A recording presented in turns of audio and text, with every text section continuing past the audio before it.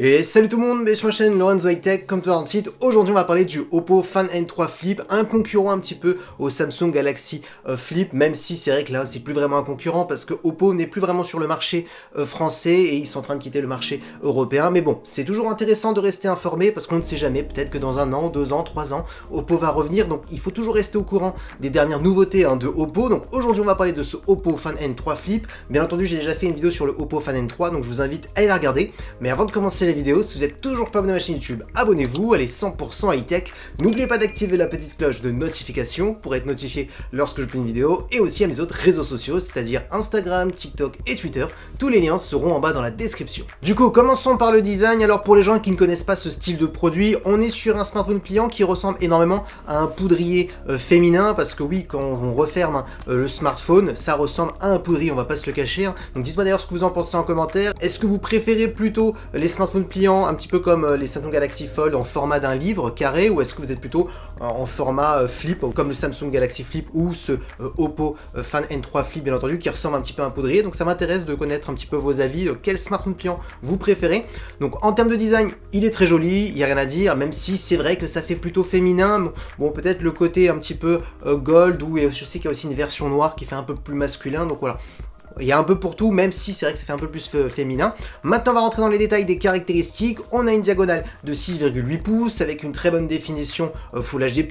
Ensuite, on a un écran bien entendu AMOLED accompagné par un taux de rafraîchissement de 120 Hz, un 120 Hz adaptatif, donc qui permet de descendre de 1 Hz et de monter jusqu'à du 120 Hz, donc ça va permettre de moins consommer d'énergie. Ensuite, on a un écran qui est plutôt lumineux parce qu'on peut monter jusqu'à du 1600 nits, donc c'est le pic lumineux max. On n'est pas tout le temps à 1600 nits, mais bon, ça montre quand même que l'écran est plutôt lumineux. Ensuite, on a un écran qui est compatible HDR10+, donc intéressant pour les personnes qui aiment bien regarder des contenus multimédia. Ensuite aussi, ce qu'il faut parler, c'est l'écran en externe. L'écran en externe, c'est ce qui va servir notamment à recevoir les notifications, à lire des petits messages sans avoir besoin d'ouvrir le smartphone à chaque fois. Surtout aussi, une grande utilité qui est intéressante avec un écran externe, c'est qu'on peut faire des photos selfie avec les capteurs audio du smartphone, parce que vous avez un écran de 3 pouces, donc ce qui est largement suffisant pour avoir un retour image, et notamment quand on voit les publicités de ce Oppo, on voit que voilà, tout le monde utilise cet écran pour faire des photos avec les capteurs audio, et du coup on aura une meilleure qualité comparée à une simple caméra frontale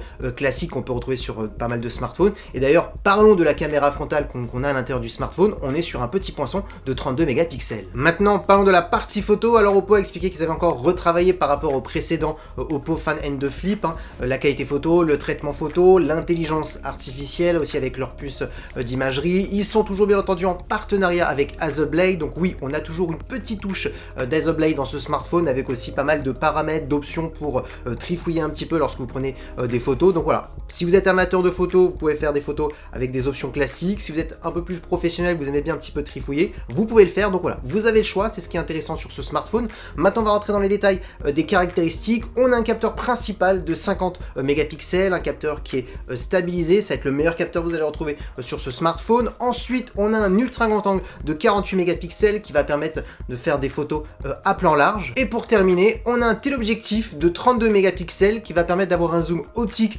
jusqu'à x2 sans perte de qualité, donc ça c'est un bon point. Et pour terminer en termes de vidéo, on pourra filmer jusqu'à de la 4K en 60 images par seconde. Donc oui, on peut se le dire, pour un smartphone pliant, on a quand même de très bonnes caractéristiques concernant la partie photo, parce que oui, c'est vrai que souvent sur ce style de smartphone, souvent la partie photo est un petit peu délaissée, et c'est surtout aussi compliqué de mettre de très bons capteurs, parce que vous savez, c'est ce style de produit, le fait qu'on les plie, le fait aussi qu'ils sont extrêmement fins, il n'y a pas beaucoup de place, et là, Oppo a trouvé quand même plutôt de la place, vu les caractéristiques qu'on peut voir sur cette fiche technique concernant la partie photo et même la partie vidéo. Maintenant, parlons de performance. La chose qui vous intéresse souvent le plus, on va pas se le cacher, alors vous avez 12 Go de RAM accompagné par un processeur de MediaTek, le Dimensity 9200, qui est compatible 5G. Alors pour les gens qui ne connaissent pas ce processeur, on serait sur un équivalent chez Qualcomm, sur un Snapdragon 8 Gen 2, donc oui, on est sur un smartphone qui sera performant si vous voulez faire des jeux vidéo, utiliser des applications gourmandes, donc oui, vous aurez aucun souci en termes de latence, on sera sur un smartphone qui sera très fluide. En termes de stockage, vous avez 256 Go, on pourra monter jusqu'à 1000 Go. En termes de batterie, batterie, on est sur du 4300 mAh avec de la recharge rapide de 44 watts. Oppo expliquait qu'en 23 minutes, on pouvait gagner jusqu'à 50% de batterie, donc ça c'est un bon point. Et pour terminer en termes de connectivité, on a de la Wi-Fi 7 et du Bluetooth 5.4. Maintenant, parlons de prix. Alors attention, un prix chinois, donc c'est-à-dire un prix sans les taxes. Donc si un jour il arriverait ce smartphone sur le marché européen, il coûterait un peu plus cher. Donc il a été annoncé à partir de 860 €. Donc si vous rajoutez les taxes, admettons qu'il arriverait sur le marché européen, on serait sûr dans les 1000 €. Mais pour 1000 €, franchement, je trouve qu'il est plutôt intéressant. Dites-moi ce que vous en pensez en commentaire, parce que ce qu'il faut retenir, c'est quand même l'écran. On a un écran de 120 Hz adaptatif, parce qu'on est sur une dalle LTPO, un écran de 1600 nits en termes de luminosité. Franchement, c'est très bien pour ce style de smartphone, une bonne définition. La partie photo, il a l'air plutôt polyvalent grâce à son téléobjectif, un capteur principal plutôt intéressant, un ultra grand angle, donc on a de quoi faire au niveau artistique, surtout avec la petite touche Blade qui permet d'avoir pas mal de petites options, pas mal de choses où on peut retoucher la photo ou même prendre des photos un peu en mode comme un mode professionnel par exemple.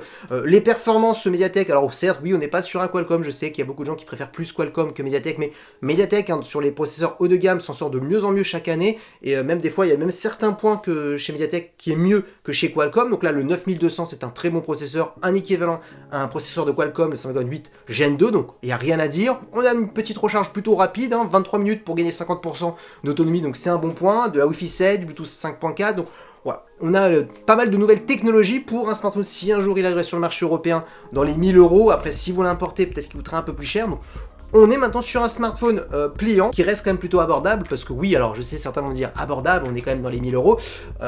Oui, mais il faut savoir quand même que si vous achetez un Samsung, un dernier Samsung, un dernier iPhone, on est à 1200, 1300 € et on est sur des smartphones classiques, pas pliants. Donc c'est pour ça que je dis, on est loin des 1700, 1800 € des tout premiers Samsung Fold ou Flip quand ils ont été annoncés. Donc c'est pour ça que je veux dire, ça commence à devenir plutôt abordable. Bon, malheureusement, ce smartphone ne sera pas disponible pour la France, mais bon, c'était une petite vidéo quand même pour vous rester un petit peu informé des nouveautés de Oppo, parce qu'on ne sait jamais, on ne reste pas à l'abri que dans 1 an ou 2 ans, Oppo revienne sur le marché français. Et voilà, la vidéo est terminée sur ce Oppo Fan N3 Flip. J'espère que la vidéo vous a plu. Si c'est le cas, n'oubliez pas le petit pouce like, de vous abonner sur cette chaîne YouTube et d'activer la petite cloche de notification pour être notifié lorsque je mets une vidéo, et aussi à mes autres réseaux sociaux, c'est-à-dire Instagram, TikTok et Twitter. Tous les liens seront en description, et maintenant je vous dis à très bientôt.